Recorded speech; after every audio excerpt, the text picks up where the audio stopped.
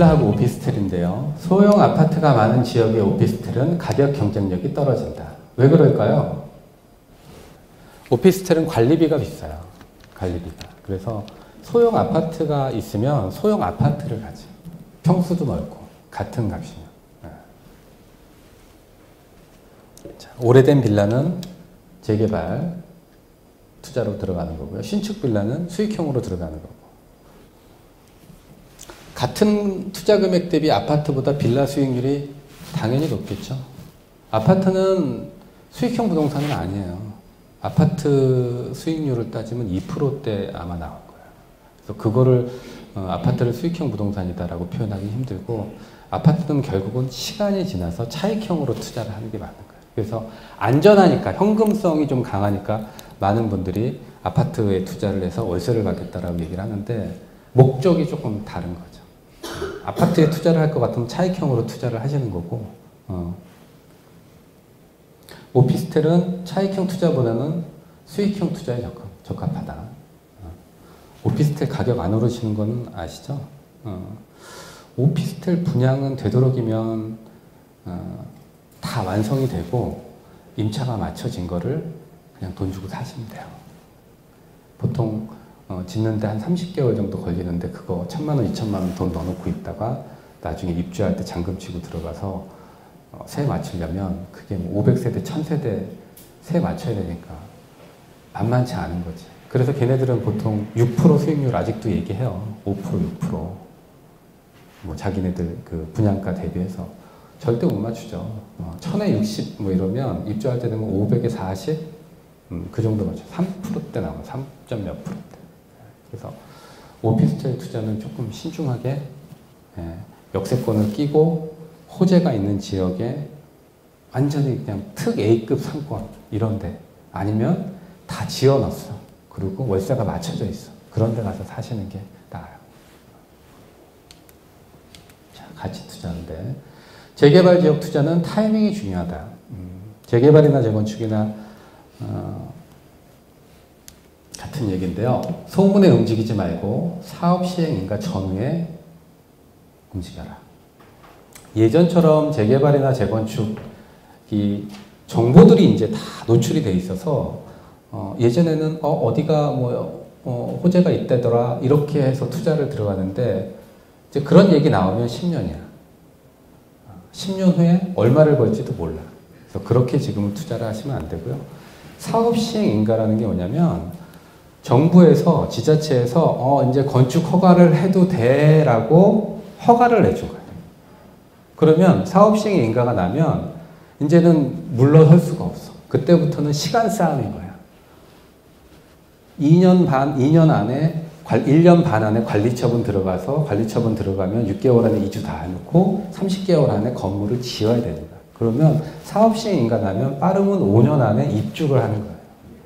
5년 안에 입주를 한다는 거는 내가 투자한 금액이 5년 안에 결정이 난다는 거야. 팔던지, 아니면 회수를 하던지, 아니면 추가로 돈을 들어가든지, 내가 입주를 하든지. 그러면 계획이 있잖아요. 빌라를 샀어. 1억 주고 5년이 지났어. 입주할 때가 됐어. 전세를 놔. 그럼 전세금 받아서 나한테 차익이 생기는지, 아니면 매매를 해서 매매 차익이 생기는지, 아니면 사업시행인가에 사서 관리처분 들어가기 직전에 팔던지, 관리처분이 들어가서 팔던지, 타이밍마다 금액이 이렇게 상승을 하고 있는 거예요. 그럼 정확하게 얼마 정도 수익률이 나온다는 게 정확하게 나와 있어요. 그래서 예전같이 재개발, 재건축이다 대박은 없어. 대박 날려면 소분에 사야 되는데, 제가 이렇게 얘기하면 아유 그럼 먹을 게 너무 없잖아요. 소문에 사서 20년 동안 개발이 안 되면 어떡해. 상계동 백사마을 저 아시는 분이 20년 전에 5억 주고 샀대요. 인재 개발 얘기 나오고 있어요. 인재. 그런 투자는 지금은 정보가 다 오픈이 돼 있어서 의미가 없어요. 의미가 없어요. 일자리, 교통, 학군, 이제 이런 것들이 뒷받침이 돼야 집값이 오르죠. 학군 정말 중요하고요. 일자리가 없다 그러면 최소한 교통도 좋아야 돼. 지하철 역세권. 걸어서 10분 안에 있는 지역들.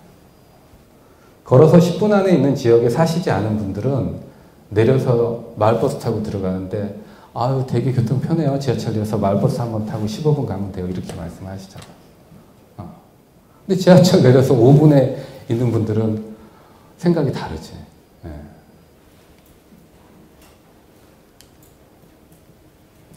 정말 인기 지역이라면 땡볕을 얻어서라도 집을 사야죠. 집을.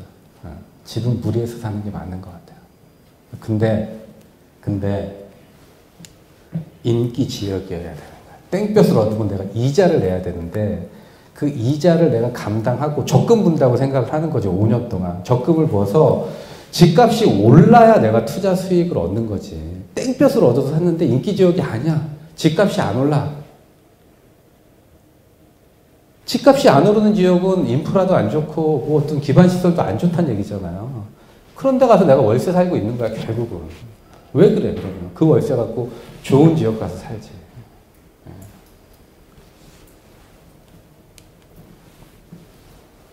매매가와 전세가 차이가 없을 때 갭 투자가 유리하다.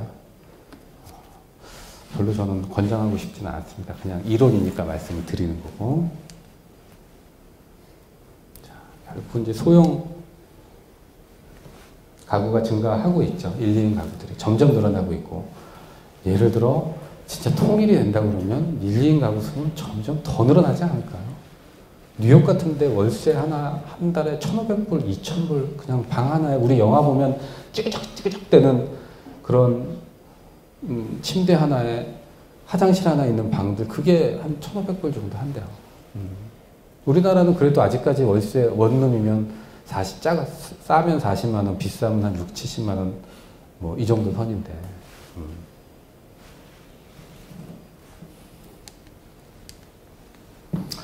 서울 땅값은 제가 태어난 이후로 한 번도 떨어진 적이 없어요.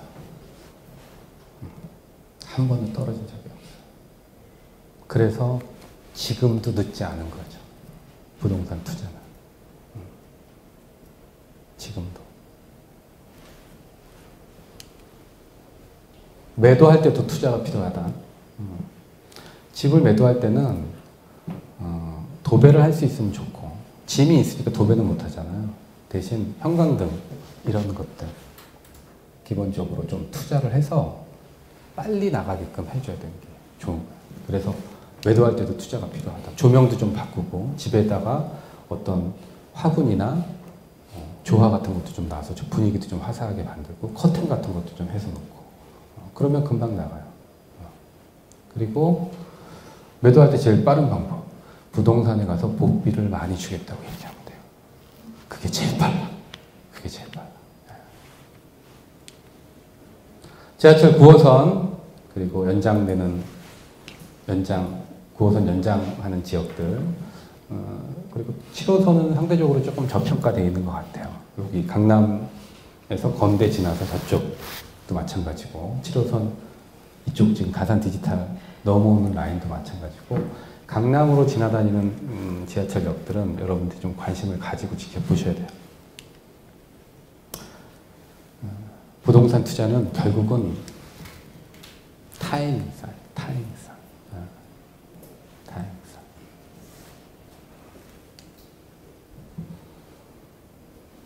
부동산 투자에도 다음 사이징이 유행이다.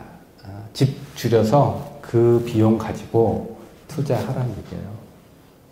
종잣돈이 만들기 쉽지가 않잖아요. 제가 해보니까 집 줄여서 투자하는 게 가장 빠른 길인 것 같아요. 가장 빠른 길. 제일 중요한 말, 부자를 따라하면 부자가 된다. 부자를 따라하면 부자가 된다. 익숙한 것과 멀어지기, 새로운 것과 친해지기. 부동산 투자지만 여러분들이 가지고 있는 사고방식 많이 바꾸셔야 성공하실 수 있습니다.